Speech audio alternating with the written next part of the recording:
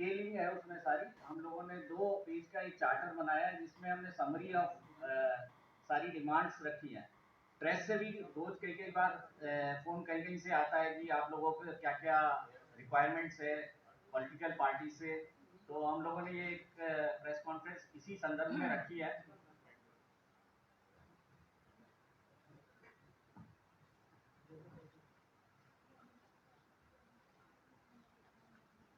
और हम लोग ये हर एक सिटी में प्रेस मीट भी कर रहे हैं और जितने कंटेस्टेंट हैं उन्हें हम लोग कोशिश कर रहे हैं कि सब तक ये एक चार्टर पहला वोट डालने से पहले पहुंच जाए। जैसे कल हम लोगों ने श्री अतुल गर्ग जी को दिया, हर्षवर्धन जी एक मीटिंग में आए हुए थे उन्हें हम लोगों ने दिया, और बुलंदशहर में, पीलीभीत में, मेरठ में, लखनऊ में, इस तरह से जहाँ जहाँ लोगों का कॉन्टेक्ट हो रहा है, कहीं कोई मीट होती है तो वहाँ ये कैंडिडेट्स को हम लोग ये दे रहे हैं और ये पूरे ऑल इंडिया लेवल पर चल रहा है। तो I will be just presenting the things जो हम लोगों की मेन डिमांड है। सबसे पहले तो हम लोगों का जो प्रॉब्लम है वो, संजय आप नीचे कर देना, वो रिन्यूअल ऑफ सीएमओ रजिस्ट्रेशन है। वैसे तो गवर्नमेंट बहुत ज़्यादा ईज ऑफ डूइंग बिजनेस में है। मोदी जी जब अभी नहीं, जब पहली बार शपथ लिया था तो उन्होंने बहुत बड़ा कदम उठाया था कि बहुत सारी जगह जो एफिडेविट की रिक्वायरमेंट थी वो खत्म कर दी थी।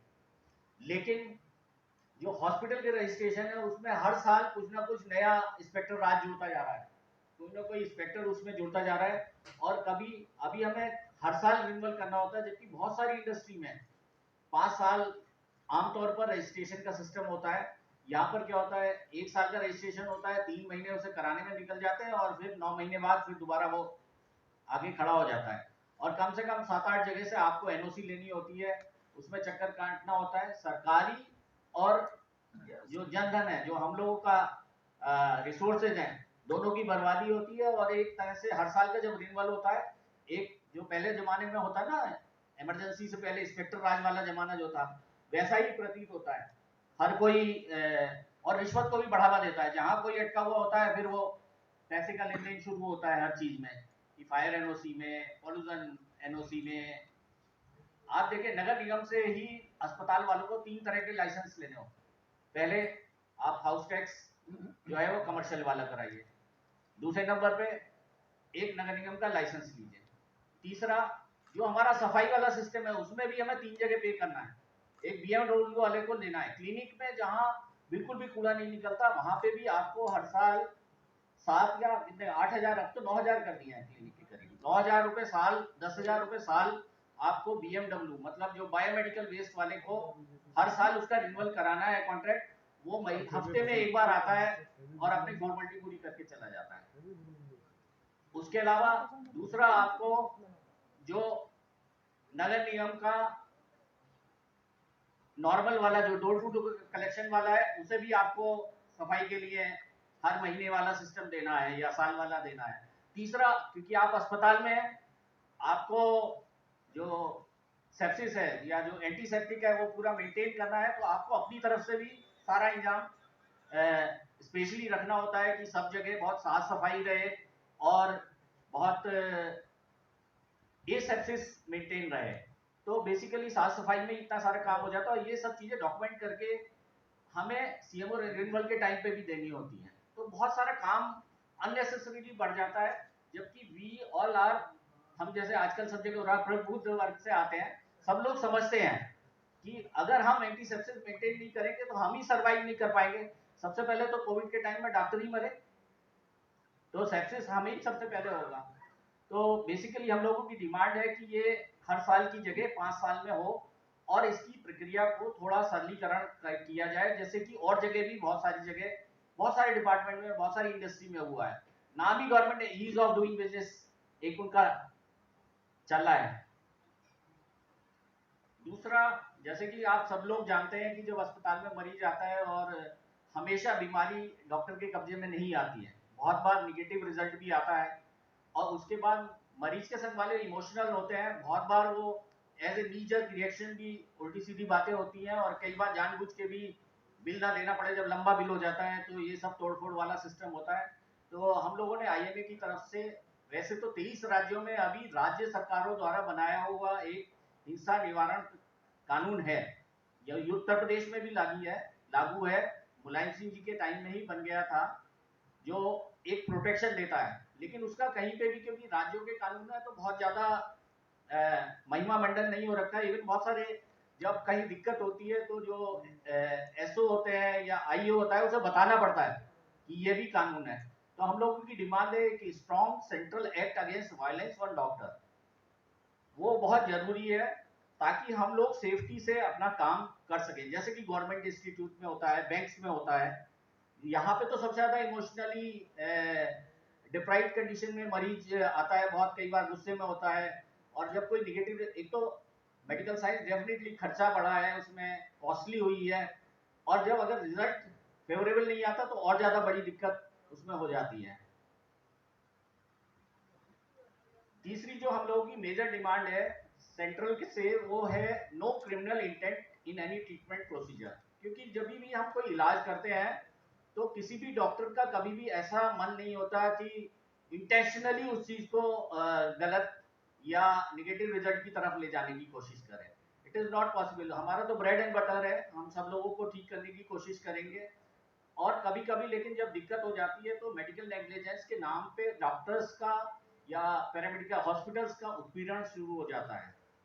तो हम लोग चाहते हैं कि doctors profession should be exam from the medical negligence, जो है वो क्रिमिनल प्रोसिक्यूशन से एक्सेम्प्ट रहे। और ये अभी थोड़े दिन पहले जो नया हमारा भारतीय न्याय संहिता बन रही है, तो हमारे जो माननीय गृह मंत्री जी हैं उन्होंने बोला भी था संसद में कि डॉक्टर्स को हम लोग क्रिमिनल नेग्लिजेंस से अलग करेंगे, लेकिन अल्टीमेट अभी ऑन पेपर्स वो नहीं आया है। तो हम लोग ये डिमांड अभी इलेक्शन से पहले अपनी तरफ से एक रख रहे हैं। चौथा,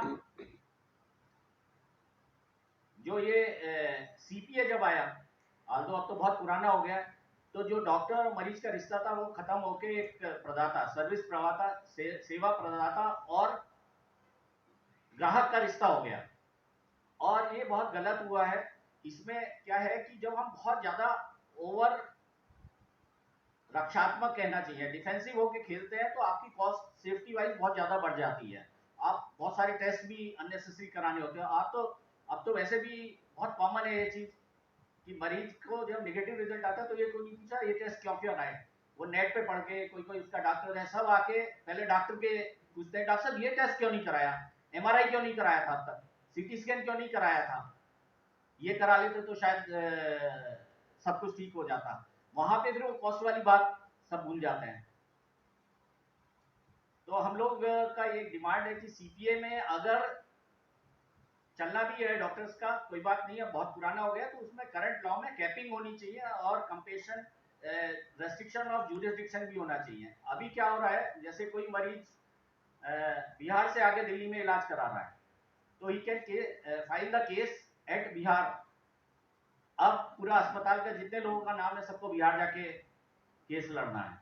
दैट इज, अगर 10 जगह वाले मरीजों ने केस कर दिया तो 10 जगह रोज अपना अप डाउन करता रहेगा। तो हम लोगों की ये डिमांड है कि कैपिंग होनी चाहिए, क्योंकि आप देखिए 40-40 करोड़ रुपए का कंपनसेशन अवार्ड कर रहे हैं जो ये नेशनल कंज्यूमर फोरम है, जो मैक्सिमम अभी तक हुआ है। और रेस्ट्रिक्शन ऑफ ज्यूरिसडिक्शन होना चाहिए कि जहां अस्पताल है वहीं पे केस हो, तो हम लोगों के लिए थोड़ा फेवरेबल रहेगा। At least we will be able to fight it with ease. इसके बाद हमारा जो एक नेक्स्ट जो डिमांड है वो जो ये अभी बीजेपी गवर्नमेंट जब से आई है, जब से इन लोगों ने एक इंटीग्रेटेड सिस्टम ऑफ मेडिसिन बनाने का शुरू किया है। बहुत बार आप पढ़ते होंगे एकीकृत चिकित्सा पद्धति। They want to mix the allopathy, Ayurveda, homeopathy, कुछ कुछ प्रोविजन अभी मेडिकल एजुकेशन में भी इस तरह वाले किए जा रहे हैं धीरे धीरे। हम लोगों की डिमांड है कि purity of system should be maintain. Purity का मतलब हर एक, जैसे आयुर्वेद को आप इतना ऊपर करो, बहुत अच्छी चीज है। क्रॉनिक डिजीजेज में हम लोगों के पास भी खाली उसका एक पैलिएटिव ट्रीटमेंट ही है कि हम लोग दवाई दे देते हैं, मरीज चलता रहता है। तो अगर आयुर्वेद में क्योर है तो बहुत अच्छी बात है, लेकिन हम मिक्स क्यों करें? हम लोग आयुर्वेद को प्रमोट करें बहुत अच्छी तरह से कि वो एलोपैथी से ऊपर आ जाए. That will be good for ourselves and that pathy also. जैसे हम आयुर्वेद की बात करें या सिद्धा सिस्टम की बात करें या योगा की बात करें या होम्योपैथी की बात करें. Now coming to the next issue, GST. GST आप देखिए दवाइयों पर, बेड पर और बहुत सारी चीजों पर 24 या 28% तक है. 18% तो बहुत सारी चीजों पर है. दवाइयों पर या ऑक्सीजन पर या मेडिकल वेंटिलेटर पर कर लगाना एक तरह से बीमार आदमी से पैसे वसूलना है. वो एक तरह का क्राइम ही है एक तरह का. तो हम लोग अगर इसकी डिमांड कर रहे हैं तो मेरे ख्याल से कुछ गलत नहीं कर रहे हैं, क्योंकि अल्टीमेट तो जो एंड यूजर पे ही जाता है सारा. 18% जो जीएसटी है जाना तो एंड यूजर पर ही है. और सबसे इंपॉर्टेंट चीज क्या है इस जीएसटी में, आप देखिए जो हेल्थ इंश्योरेंस है, जैसे मेडिक्लेम हम लेने जाते हैं, health is a responsibility of state. राज्य की जिम्मेदारी है. बेचारा जो आम जनता है वो अपनी प्रोटेक्शन के लिए मेडिक्लेम जा रहा है लेने, ताकि अगर उसे कभी जरूरत हो तो वो अपना इलाज करा सके.